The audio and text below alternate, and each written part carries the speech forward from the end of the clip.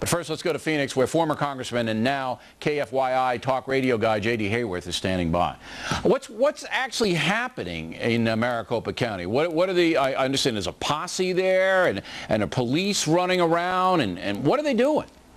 Well, Bill, let me outline it for you. Maricopa County Sheriff Joe Arpaio and the Maricopa County Sheriff's Office is enforcing the law. The federal program you spoke of earlier, one of the few things the feds have done right, quite frankly, about illegal immigration is called 287G, and it allows local law enforcement to take on some of the role involved with border enforcement and enforcing immigration law. Sheriff Joe has put about 160 of his personnel through that program. He has supplemented it now with his posse, volunteers who are trained and at the behest of Maricopa County residents, principally in the city of Phoenix, a sweep through North Phoenix about 10 days ago, and more recently in the small town of Guadalupe to the south of Phoenix bordering Tempe.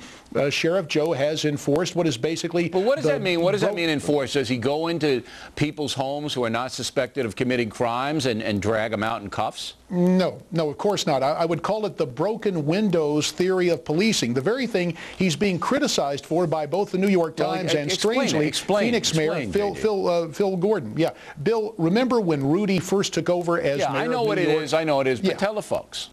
Well, okay, the broken windows policy is this: zero tolerance of small infractions. People breaking windows, people jumping subway turnstiles. In this case, people with, let's say, a broken taillight. Police stop them and question them, and quite often it leads to people who have committed other crimes, or people who may be driving without a license, or people who are illegal. The Maricopa County authorities, they go in and they see any infraction at all. They ask the person for ID. Person can't give them an ID, can't really tell them who they are, what they're doing here. So then they put them in cuffs and they take them in? Is that what they do immediately? They alert ICE, yes. But do they take the person in? Do they take them in cuffs when they can't identify? They do. Okay. So they take them in, they put them down, they alert Homeland Security that we have this guy, low-level beef, we can't hold him very long, and what happens after that?